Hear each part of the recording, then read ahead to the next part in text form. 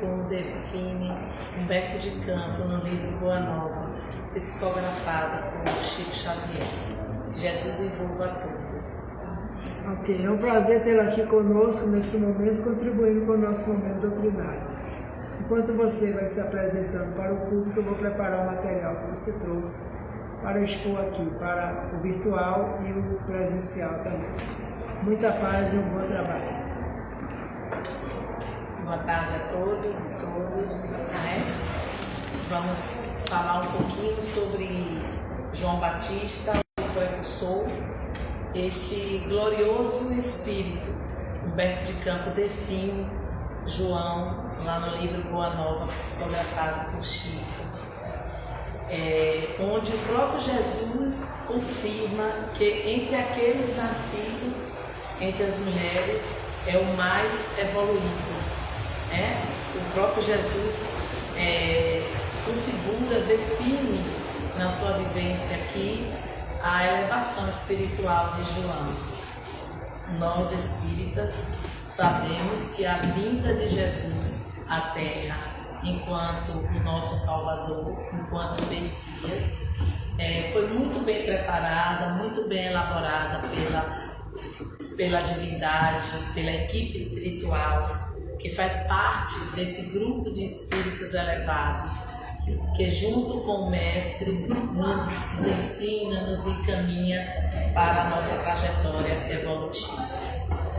E no Evangelho de Mateus, que muito expressa a vinda de João Batista no Evangelho, é o Lucas. Mas no Evangelho de Mateus, nós vamos ver que ele traz aquela confirmação que Jesus diz que entre os que de mulher têm nascido, não apareceu alguém maior do que João Batista. Ou seja, Jesus confirmando todo o respaldo moral de João na sua missão, na sua profecia, na sua caminhada. Nós vamos estudar os textos da Bíblia, e nós vamos verificar que o Messias era muito esperado pelos judeus, dentro de uma concepção de que iria libertar aquele povo oprimido, aquele povo que estava sendo oprimido. E os Messias tinham muitas esperanças da vinda desse Messias, os judeus tinham muita esperança da vinda desse Messias para a salvação de todos. E segundo as profecias, o Messias tinha que vir fazendo uma caminhada, não era só vir, porque vieram muitos, mas precisava ser confirmada diante das profecias anteriores dos antigos profetas, que são chamados profetas messiânicos. Por isso que se dá esse nome do Messias, aqueles que anunciavam a vinda de Jesus, do Cristo. E João foi um desses Messias, foi um desses profetas. Segundo a tradição do Evangelho, lá em Lucas, nós vamos verificar que o nascimento de João Batista já iniciou com toda uma simbologia necessária para chamar a atenção do povo da época para a missão daquele espírito. Porque se João nascesse no anonimato, não iria chamar a atenção dos seus discípulos, daqueles que o seguiam, daqueles que acreditaram nas suas palavras. Então João já nasceu dentro de um contexto simbólico na Bíblia. Todos nós sabemos que a sua mãe Isabel era estéril e não teve filho, e numa idade avançada o anjo Gabriel, o mesmo anjo Gabriel que também anunciou a Maria o nascimento de Jesus, chega até Isabel e fala que ela seria mãe, né? Chega até Zacarias, não chega até Isabel, desculpa, até Zacarias, que ele teria um filho. E Zacarias, em dúvida um pouco por conta da idade da sua esposa, pergunta, questiona o anjo como se daria isso. E o anjo, testando a fé de Zacarias, diz: olha, você ficará mudo até o nascimento dessa criança. Nos Jatos convidando, perceba que já nesse início do nascimento de João, já traz uma simbologia do convite de Deus a nós. Aquele convite à fé robusta, aquela fé que não deve ser duvidosa, que nós não devemos ter dúvida quando há um convite para nós, na nossa vida diária, na nossa vida cotidiana, que constantemente Deus nos convida à sua seara, ao seu trabalho. Então nós devemos estar atentos e sensíveis a estes convites, porque constantemente Deus envia emissários, espíritos para nos convidar. Então já é um convite aí para trabalharmos a nossa fé. Zacarias ficou, de fato, mudo até o nascimento de João. Perceba que esse acontecimento, se foi surpresa para Zacarias, que era um profeta, que era um sacerdote, que era um homem temente a Deus, fiel a Deus. Imagine para a aldeia, para aquele lugarejo que Zacarias morava. Então chamou a atenção já esse episódio do nascimento de João. E o anjo disse a Zacarias que o nome de João seria João, ele enviado, né? O enviado. Então, normalmente pela tradição judaica, quem escolhia o nome dos filhos eram as mães, e os filhos tinham uma tradição na família de terem quase os mesmos nomes. E o de João foi um nome diferente, porque foi dado pelo anjo, justamente para confirmar o significado da sua missão, aquele enviado para preparar o caminho do Senhor. E quando o João foi circuncisado, que perguntou o nome, a pessoa na época, digamos o juiz na época que fazia a circuncisão, questiona, mas não tem João em sua família? E Zacarias confirma que o nome dele seria João, confirmando a vontade de Deus ali naquele momento. E naquele momento Zacarias começa a falar. Então perceba a simbologia que há já no nascimento de João. Outra simbologia também que a gente traz é quando a sua prima Maria, mãe de Jesus, vai visitá-lo grávida de Jesus, já grávida do Messias, e Jesus mexe em seu ventre, e João mexe em seu ventre, e Isabel fala: feliz és tu, mulher, que carrega, né, esse espírito, o Cristo em teu ventre. Já fazendo a conexão desses dois espíritos que vieram à Terra para preparar todo o terreno para que nós hoje estivéssemos aqui estudando, aprendendo e nos propondo a praticar o que eles nos ensinaram. Então, quando fala que é um espírito consagrado a Deus, é justamente confirmando isso que eu falei anteriormente. É um espírito que veio com uma missão divina de preparar o terreno para aquele que viria transformar todo o paradigma e que transformou, que foi o Divino Mestre Jesus.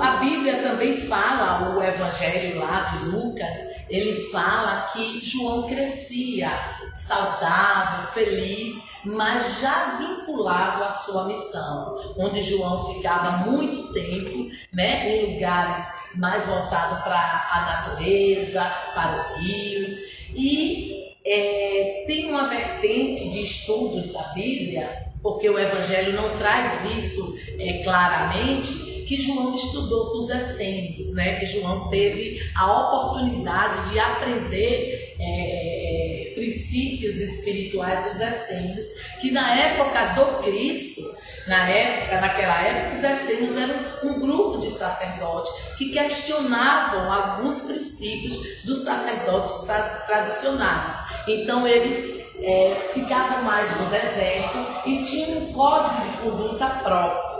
Segundo uma vertente, diz que João estudou com esse grupo.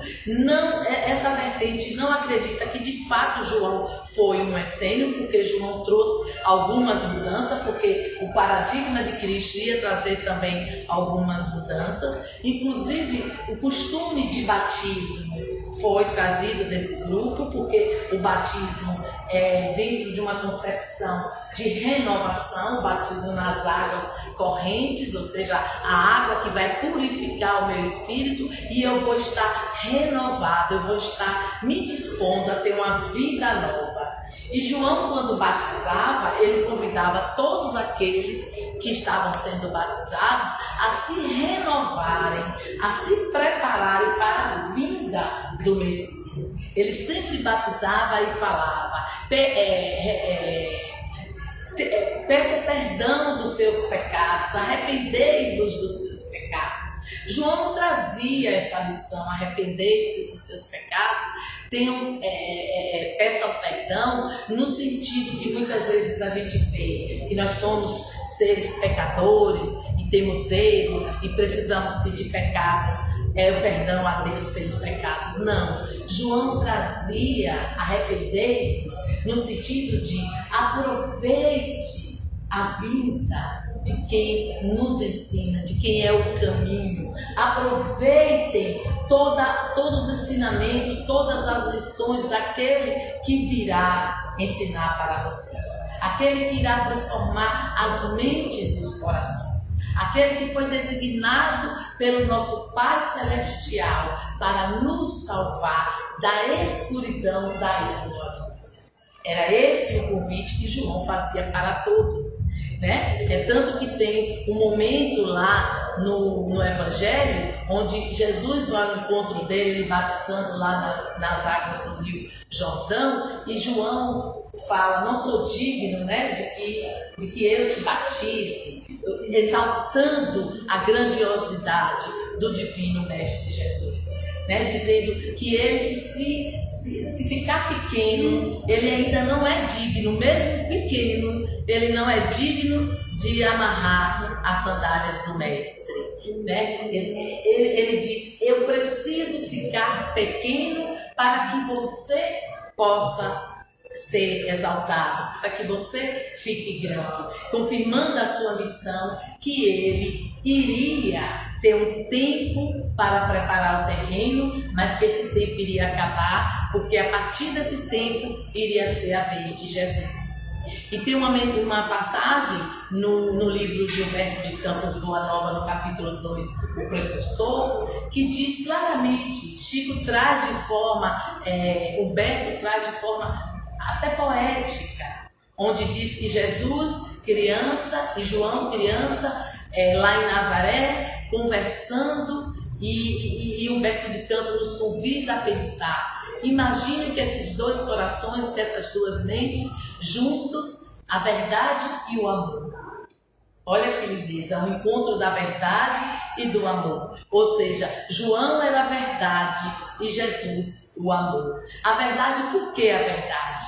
Porque, meus irmãos, vamos pensar, todo o processo de limpeza, todo o processo toda tarefa de autoconhecimento, toda tarefa de renúncia, toda tarefa de aprendizagem, ela exige o conhecimento da verdade. Nós não podemos ter um processo de autoconhecimento se nós não definirmos, desculpa a redundância, mas é necessário, verdadeiramente a verdade. Nós precisamos ter ter a nosso respaldo, ter a nossa base da verdade, para que nós possamos ter a certeza, para que a nossa fé não vacile. Quando nós temos a certeza da verdade. Por isso que João, de forma muito feliz, coloca lá no Evangelho, a verdade vos deixará livre, a verdade vos libertará, conhecereis a verdade. E aí a gente pergunta para nós, neste mundo de tantas verdades, neste mundo de tantos saberes, o que é a verdade? Será que se eu falar que a minha verdade é verdade, eu não estarei sendo presunçosa? Eu não estarei sendo arrogante? Aí a gente retorna para que os Espíritos nos dizem. A verdade é o Cristo, porque Ele mesmo se configurou nesta definição. Eu sou o caminho, a verdade e a vida. Então, se nós queremos conhecer a verdade, o único caminho, não há outro para nós, espírita cristão, é o Evangelho de Jesus. É o código de conduta de Jesus trazidos pelos evangelistas. E nós espíritas ainda temos a bênção de, além do Evangelho, termos a orientação de espíritos que vêm nos explicar com toda aquela simbologia, todas aquelas histórias que tem na Bíblia, que muitas vezes a nossa capacidade intelectual e moral ainda não tem condição de entender sozinho. E os espíritos vêm nos explicar de forma tão clara, tão doce e tão possível de entendimento. Então nós somos seres abençoados por conhecermos essa doutrina esclarecedora, iluminadora e consoladora. Então nós temos que entender que quando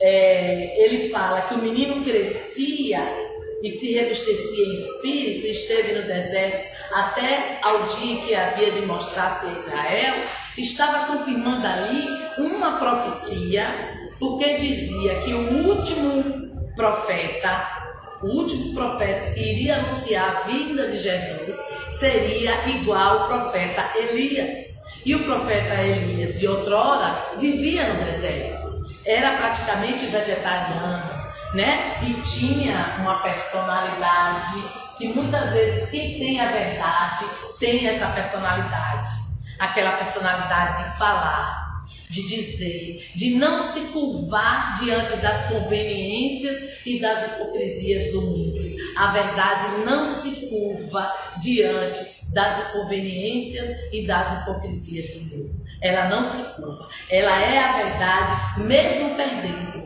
André Luiz nos diz que em qualquer jogo de interesse, a nossa conveniência, o nosso interesse tem que ser o último, configurando exatamente o papel da verdade em nossa vida, né? Muitas vezes, ainda com as nossas fraquezas, nós sucumbimos à verdade, né? Nós nos afastamos, nós nos calamos, nós ficamos quietos, sob o verniz de uma educação, sob o verniz de uma cultura, nós esquecemos de sermos muitas vezes verdadeiros, tanto conosco mesmo quanto com os outros. E João não era esse que se curvava diante do verniz da cultura e da educação. João era aquele que trazia às consciências a reflexão dos erros. João era aquele que mostrava onde eles estavam falhando, onde eles estavam errando. Era aquele que dizia que quando o Messias chegasse, se eles continuassem naquela vida, naquela forma de viver, eles não iam ter a graça, né, a bênção de reconhecer o Messias entre eles. Então, para nós aqui no mundo atual, a doutrina espírita e o Evangelho, ou melhor, o Evangelho primeiro, como diz Chico, sempre primeiro o Evangelho e depois a doutrina espírita, configura-se como mecanismo, instrumentos para que nós possamos conhecer a verdade e estarmos dispostos a praticarmos essa verdade no nosso dia a dia, na nossa vida diária. Então, aí já se confirma uma das profecias, onde João, para nós espírita, nós reconhecemos que João é a reencarnação de Elias, da personalidade de Elias, aquele, né, que veio também preparar o caminho para o Cristo. Olha que Joana fala, no Primícias do Reino, o que é que fala? Amélia Rodrigues, desculpa, fala: as mãos de Deus indiscutivelmente pousavam sobre o seu lar. Ou seja, tudo acontecia conforme a vontade de Deus. Né? Isso nos traz também uma revelação que a doutrina espírita nos alerta o tempo todo, para que nós tenhamos fé nos mecanismos divinos, para que nós possamos conhecer as leis divinas e entender que nós não estamos aqui de forma aleatória, que o mundo não está acontecendo de forma aleatória. Tudo está acontecendo conforme o olhar divino. Agora nós vivemos num mundo, né, onde o nosso livre-arbítrio é usado de forma tão abusiva tão equivocada, de forma tão ignorante, que muitas vezes a gente pensa, meu Deus, como é que isso pode acontecer? Meu Deus, como é que isso existe? Mas é porque Deus respeita a sua própria lei, porque a lei de liberdade é uma lei imutável, e todos os espíritos possuem o direito a exercer essa lei. Então Deus não vai interferir. Nós devemos sempre lembrar, quando a gente vê coisas abusivas, coisas exageradas acontecendo no nosso planeta, a gente lembrar que outrora, talvez, nós também fôssemos aqueles que fazíamos, né? E tinham outros que tinham misericórdia, que tinham compaixão, que tinham paciência para conosco. Então é o nosso dever, já que nós estamos aqui neste lugar, de não fazer coisas tão horrorosas no mundo, o nosso dever é acolher, né? É ajudar a Deus, ajudar os bons espíritos, ajudar Jesus a preparar esse caminho para os corações e para as mentes que ainda não foram despertadas. A gente tem esse compromisso enquanto cristão e principalmente enquanto espírita, porque nós sabemos a força e a responsabilidade da revelação que nos foi dada. Caminhando para o entendimento, lá no Evangelho, traz claramente o modo de vida, como ele se vestia, né? A forma como ele se alimentava, não só confirmando a vida semelhante ao do profeta Elias, mas também convidando uma vida desprovida de qualquer traço material. Porque, meus irmãos, o que Jesus veio revelar para nós, desde que daquela época, foi a vida espiritual. Foi os valores do Espírito. E os valores do Espírito, na vida espiritual, não tem espaço para a vida material. Não tem espaço para os valores materiais. Não tem espaço para os princípios, os tesouros da matéria. Não tem. Por mais que a gente ache que pode ter, não tem. E não de forma porque o valor espiritual é melhor do que o valor material. Não é dessa forma. Isso é uma forma limitada de pensar. É porque os valores materiais são valores efêmeros, são valores passageiros. Vai acabar. É um valor necessário ao nosso processo evolutivo, à nossa condição. Mas nós não vamos precisar mais dele quando já estivermos plenamente no mundo espiritual, na vida espiritual. Então, quando Jesus e todos os espíritos nos convidam a conhecermos e praticarmos os valores do Espírito, eles estão dizendo, cuide da vida verdadeira, da vida espiritual, que é a vida verdadeira de vocês. É por conta disso. Então João já estava ali naquelas atitudes, naqueles comportamentos com o povo, mostrando o povo da época, qualquer interesse em conveniências ou valores materiais. Porque João era filho de Zacarias. Zacarias e Isabel eram um casal muito querido na região. Zacarias era importante, era um profeta importante, conhecedor da lei. João poderia seguir o destino do pai e estudar, ser um saduceu. No entanto, João abriu mão disso. Foi viver de forma simples para mostrar que é pelo caminho da humildade que nós reconhecemos o Senhor. Que é pelo caminho da humildade que nós aprendemos a praticar o que Jesus nos ensina. E ainda na história de João, a fama dele se espalha. Até Herodes assistia aos sermões de João, né? Todos acreditavam. João era um profeta com respaldo moral muito elevado. E isso o povo da época sentia. E a fama se espalhou. E quando os doutores da lei, né, os fariseus, os saduceus, começaram a se inquietar. Claro, né? Começou a mexer no que eles valorizavam. Eles valorizavam as conveniências, né? Os rituais, todo aquele protocolo material.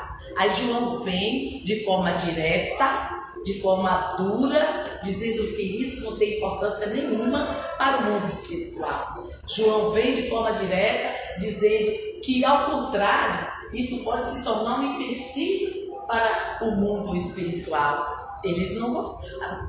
Então mandaram saber o que é que João estava fazendo. Ao mesmo tempo que eles respeitavam João, porque o João tinha um poder carismático muito grande, o povo seguia, eles mandaram e pergunta a João quem João é, né? Faz essa pergunta para João, e João responde com questionamento, fazendo com que eles pensem, né? Quem és tu? E confessou e não negou. Olha como o João traz.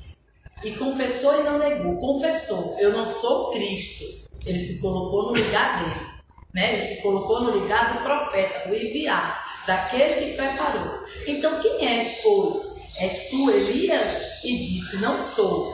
Também não é o momento dele trazer aquele assunto que hoje nós temos a clareza do entendimento. O próprio Cristo também não se estendeu nesse propósito, porque não era o propósito principal, não era o objetivo principal, conhecer a reencarnação naquele momento.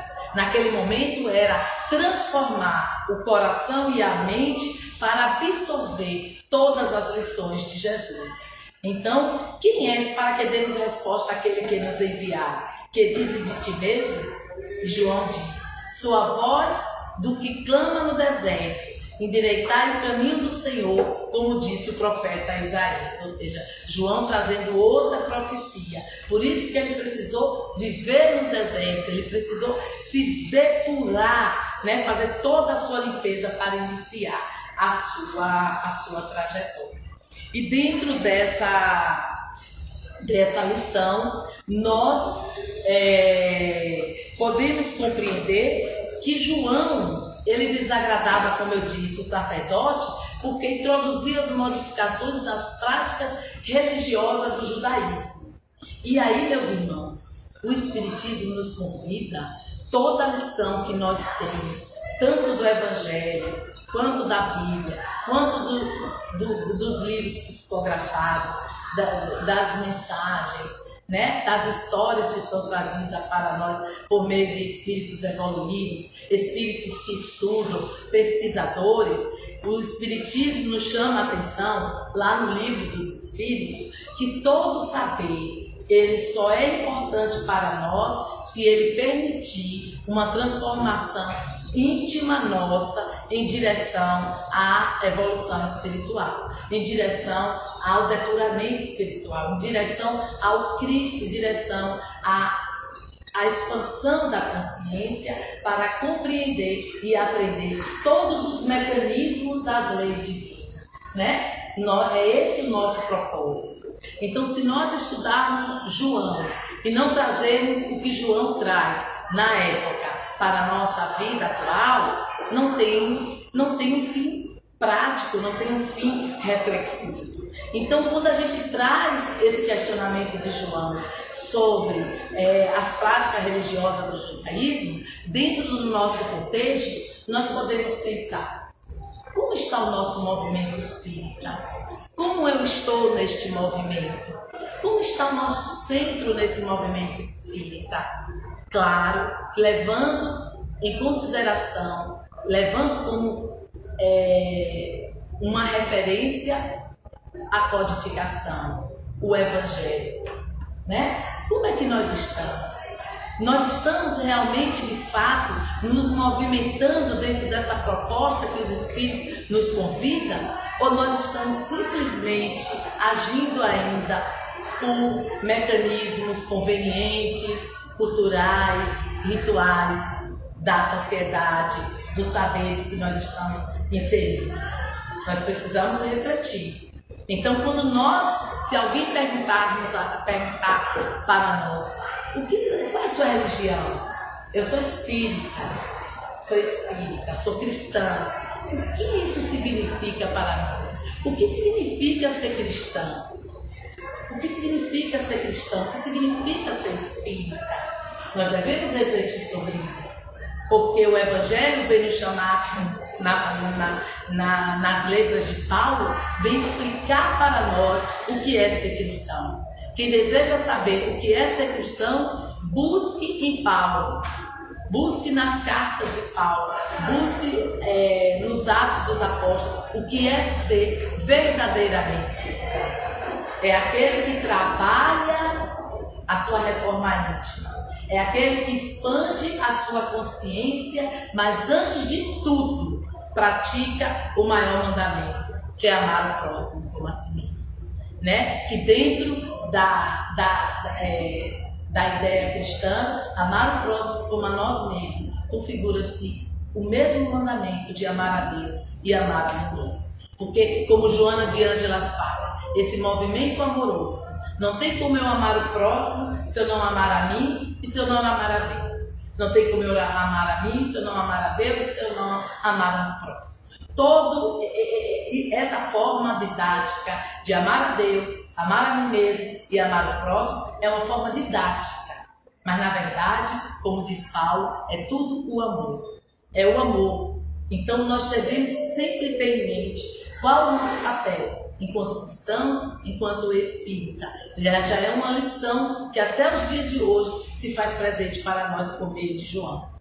A família real na época nutria uma aversão a João, porque João, pela sua personalidade impetuosa, sua personalidade que dizia mesmo na frente, sem nenhuma conveniência, sem nenhum interesse de ser prejudicado ou não, denunciou Herodes, que casou com a esposa do seu irmão. E conta o texto bíblico, o texto evangélico, que numa festa, numa determinada festa, a filha dessa mulher dançou de forma muito bela, muito bonita, e Herodes totalmente envolvido, já tinha bebido, envolvido pela dança de Salomé. Os textos evangélicos não traz Salomé, mas a tradição bíblica sugere que seja esse nome.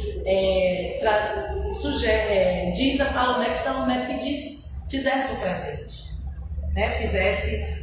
Fizesse um pedido para o presente. E aí a mãe de Salomé sugere que ela pedisse a cabeça de João Batista. Segundo alguns estudiosos do Evangelho, se entende que o próprio Herodes não gostou muito desse pedido. O próprio Herodes não gostou muito desse pedido.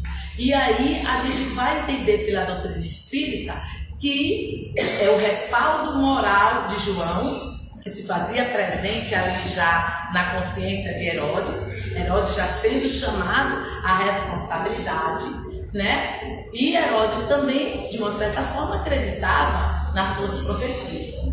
Mas tem outra vertente também que já acha que João aceitou o pedido porque também tinha medo, pela força de João, que João se rebelasse e se tornasse um novo rei, um novo líder. Enfim, a questão é que Herodes aceitou o pedido da sua enteada, da filha da sua mulher, e João morreu dessa forma trágica que a doutrina espírita, Chico Xavier, vem nos dizer que remete ainda à dívida deles do passado, de outras encarnações, por atitudes ainda equivocadas, que tudo faz parte do plano de Deus. Então, João, morrendo, desencarnando dessa forma trágica, né, captado, aparece Jesus. Ali se apresenta Jesus já nesta região, e a gente percebe o quanto que esta região ainda, mesmo nós espíritas sabendo que houve uma preparação psíquica, tanto da terra quanto das mentes, para a vinda de Jesus, mas perceba como o povo da época, que talvez pode ser até um de nós não sabemos, ainda não estavam abertos à palavra do Cristo, porque Cristo só viveu com eles 3 anos. 3 anos é muito pouco, não é? É muito pouco no sentido do que a gente necessita para absorver tudo do divino mestre. a oportunidade que a gente teve do próprio Mestre Jesus, daquele que foi, junto com a divindade, o trabalhador, o organizador da terra e de todos nós, vir à terra encarnado e ficou tão pouco tempo, porque os nossos corações e as nossas mentes rejeitaram a ele, né? E nós todos sabemos como foi que o próprio Jesus desencarnou. Então, à luz do Espiritismo, João Batista é compreendido como um espírito missionário, enviado com a nobre tarefa de preparar os corações e as consciências para a vinda do Cristo, né? Nós devemos sempre lembrar que a vinda do Cristo faz parte da nossa evolução. Emmanuel, lá no livro A Caminho da Luz, nos diz que para Deus nos criou junto com Jesus, com a participação de Jesus Espírito tão iluminado que já fazia parte da cocriação divina, nos criou a terra, e Jesus veio nesse momento de cocriação e depois viria para confirmar a vontade de Deus de nos encaminhar para o caminho reto, o caminho correto, o caminho do amor. Essa palavra que, na verdade, é um paradigma. O amor é um paradigma. O amor é uma forma de ver o mundo, é uma forma de viver o mundo, né? Nós temos que entender o amor dentro dessa concepção, como uma potência, como esse sentimento que vai transformar todas as mentes e todos os corações em direção à luz. Então, nós podemos entender que... Ai, ficou assim, eu não sei o que aconteceu. Nós podemos entender que Deus envia seus mensageiros em momentos cruciais da evolução humana. Então, para nós espírita, a vida de João foi um momento crucial. A vida de Jesus finalizou todos esses momentos, porque nós não precisamos mais da vinda do Messias. Nós já registramos em nossa mente e em nossos corações tudo o que nós precisamos aprender. O que virá, aí Kardec nos diz, o que virá é de tempo em tempo, homens de gênio, ou seja, pessoas, né, espíritos como nós, encarnados, com influência na educação, na política, na medicina ou até mesmo nas religiões, para irem mudando alguns paradigmas atrasados que ainda nós cultuamos. E isso acontece o tempo todo, só não vê quem não quer. Por isso que João nos convida: quem tem olhos de ver que veja, quem tem ouvidos de ouvir que ouça. Isso acontece e está acontecendo o tempo inteiro. O tempo inteiro pessoas estão aí transformando forma de falar, forma de agir, forma de pensar, né? Forma de educar, forma de tratar um paciente, forma de fazer uma casa, forma de cozinhar, forma de se alimentar. O tempo inteiro nós estamos tendo pessoas aí abrindo mão de suas próprias vidas em prol da evolução e do desenvolvimento da humanidade. Então, Deus envia esses mensageiros, né? Deus envia esses mensageiros para nos colocar diante do espírito do amor, que é a transformação real, que é a verdadeira transformação, que são os valores espirituais. Após João Batista, como eu disse, não surgiu outro profeta entre os judeus, não surgiu, e o Livro dos Espíritos nos ensina que Jesus é o nosso modelo e guia para a humanidade.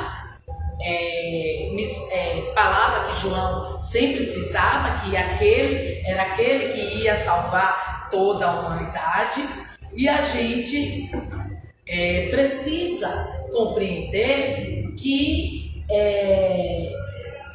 essa revelação maior que é ampliada pelo Espiritismo, como eu falei, a terceira revelação, quando Jesus falou lá para os discípulos: não vos deixarei órfãos, ou seja, confirmando para nós que Ele estará conosco sempre, sempre, que nós vamos ter as suas lições sempre de acordo com o nosso tempo, de acordo com o nosso entendimento. Então, João, na verdade, traz para nós a importância da revelação espírita, dessa doutrina consoladora, esclarecedora, iluminadora, né?